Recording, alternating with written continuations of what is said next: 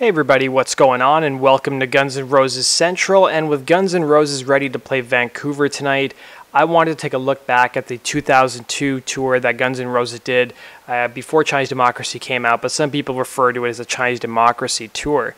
So Guns N' Roses were kicking off that tour in 2002 with their first stop in Vancouver. However, things didn't really go according to plan, and a riot ensued in Vancouver. Now here's a 2002 MTV News report just talking about the tour to give you guys some background information. Well, Guns N' Roses may have blown out their opening tour date in Vancouver on Thursday, but they certainly showed up in full force in Tacoma, Washington on Friday, as I think you can hear.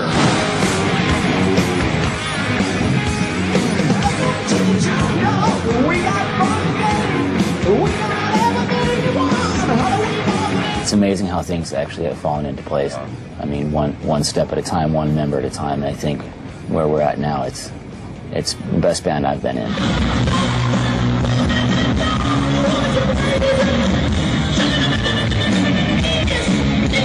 You're both familiar with the whole Guns N' Roses collection of music. This band's ability to play those older songs, it carries over into the newer stuff.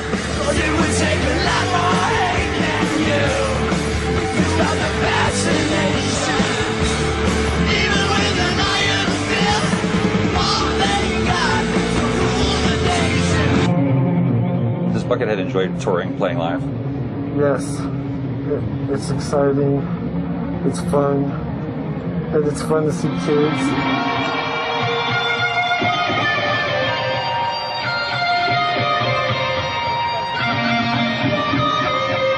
Buckethead and rules slash who?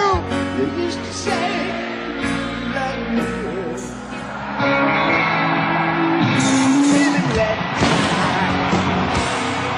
I think this is a particularly good time for this kind of music. What do you think of actually come back and go out on the road, because things have been so, how to put it, all kind of dull for a while? We're ready to experience all of it. A lot of rock stars left, are there? If there was a time for a need to have like a big spectacular like rock band kind of thing, I think I could see where people could be missing that right now, because there's not really a lot of that going around. It's not like we have a pretty big production, and it's, you know, it's rock.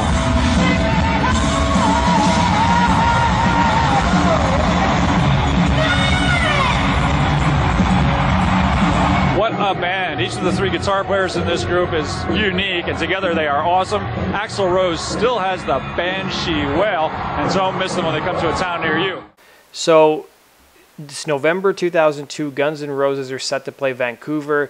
A couple hours before the concert actually is supposed to start, Axl's not even in Vancouver. He's actually on a plane from LA to Vancouver, and apparently the show just got canceled by the promoter. So the rest of the band was already in Vancouver. They were ready to play, and basically the story goes that the show was canceled because frontman Axl Rose was literally up in the air, still en route from Los Angeles to Vancouver. According to Guns N' Roses management, his flight departure from LA had been delayed by mechanical troubles. He'd been scheduled to take the stage with Guns N' Roses at 9:30, following the sets by two opening acts, Philadelphia band CKY and Beastie Boys DJ Mixmaster Mike, who would open a number of dates for Guns N' Roses on that tour. So when the managers of General Motors Place Arena learned at around 8 p.m. that Rose hadn't even arrived in town, they called off the show. So following the announcement of the cancellation, groups of ticketed kids converged at the gates of GM Place, fueled in some cases by alcohol and marijuana. They hoisted the long metal security barriers outside and rammed through the glass entry doors. They threw bottles and rocks. They were angry about paying $80 US for tickets and then getting blown off,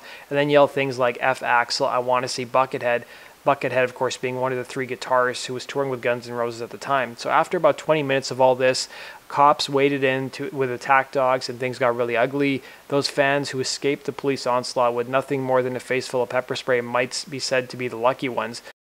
So wielding their riot batons with seeming abandon, the cops walloped legs, arms, heads, whatever extremity presented itself. They ganged up and pummeled people even after they'd fallen to the ground. One young man had his face smashed in and had his teeth knocked out. He stumbled away in a daze, holding them in his hands with blood pouring from his mouth. Even as the crowd began to disperse, police continued to chase and hit and kick individual stragglers.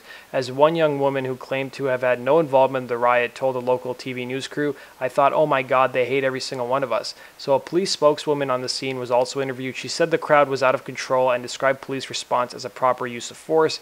Meanwhile, inside the venue, members of Guns N' Roses were unaware of what was going on outside. They were simply bummed out about the show's cancellation. So bassist Tommy Stinson, loitering by the backstage buffet table, said Axl is going to be pissed. The Guns camp says the aborted Vancouver show may be rescheduled. Of course, it was never rescheduled. Whether or not that'll help dispel the grim vibes surrounding the incident remains to be seen. The Canadian date was supposed to mark the triumphant resurrection of the great rock and roll band, and it wasn't supposed to go like this. So this is not the first time that Guns N' Roses have caused a riot up north in Canada. In 1992, the group's Montreal date with Metallica ended with a riot after both acts cut their live set short, and Metallica's frontman James Hetfield was engulfed in flames by a pyro mishap, ending in the group's set being ended early, and Axl stormed off stage, cutting Guns N' Roses' set to only 45 minutes. Now here's some news footage as well as some interviews with fans who were actually disappointed by what happened at Vancouver.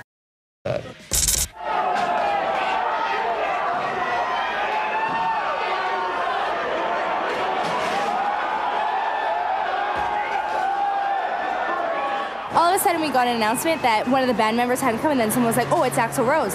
So we're like, oh no, these people are gonna riot. I was so ready to party hard. I still love Axl. No, I don't. What happened in Vancouver? If we were there, we were there. Axl's in the air. He's on his way.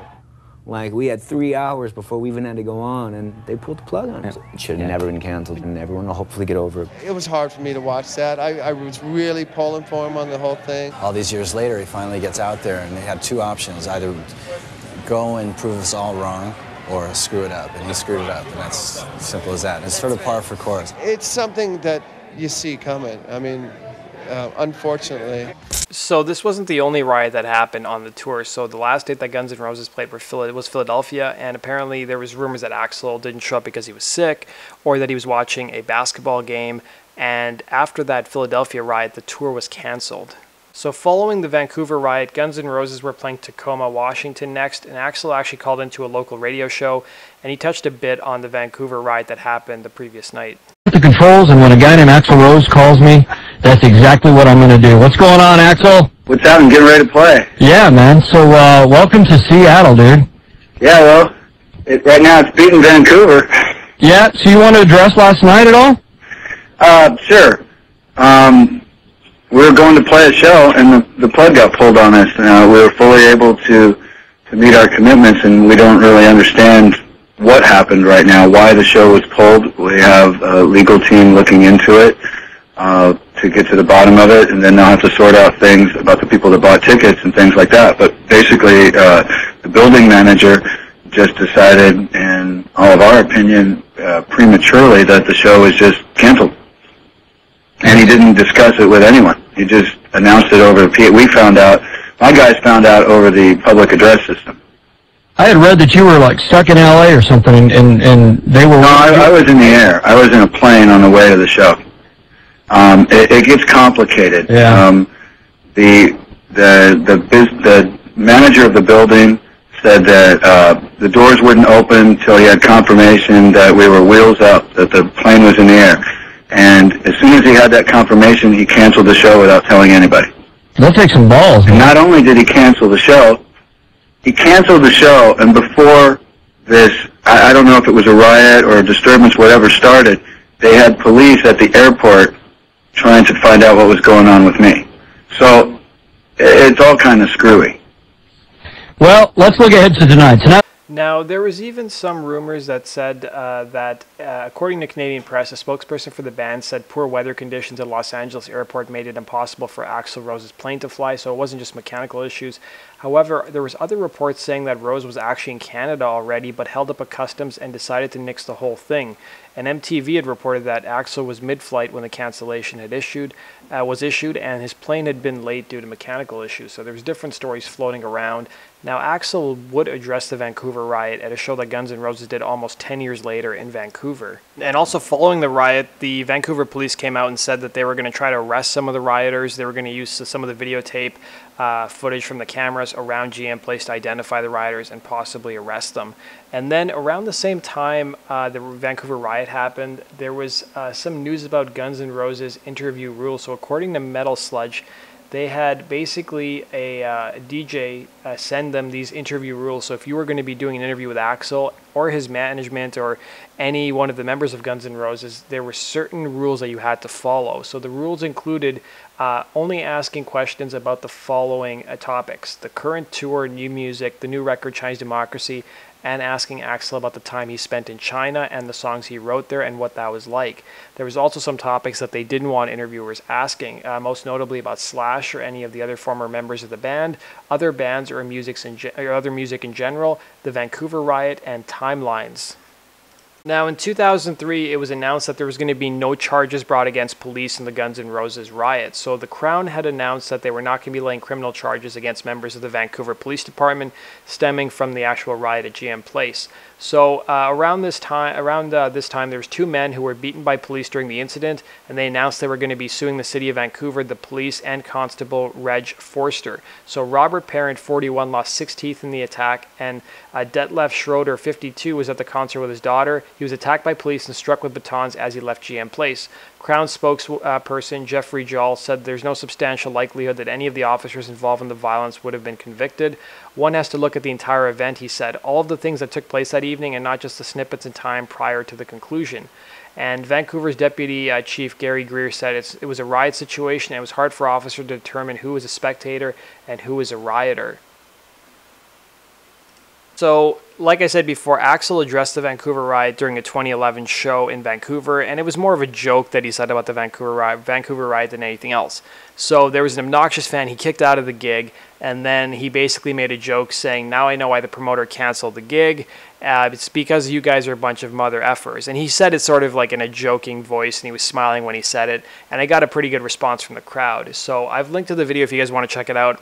That does it for my true story episode of the Vancouver Riot. I hope you guys enjoyed that. Let me know your thoughts down below and comment in the comment section. You guys can hit the like button if you enjoyed this video, and be sure to subscribe if you love Guns N' Roses and you want to see more videos just like this. You guys can also go follow me on Facebook and Twitter. The links to my social media channels are down below. And as always, you guys can also support me on Patreon. The links to my Patreon page is also down below. And you guys can also check out my videos on iTunes. So if you guys, are going around town or you're going to the gym and you want to listen to audio of my videos, they're up on iTunes. And I want to thank Chris for helping me out with that. Thanks for watching and have yourself a good day.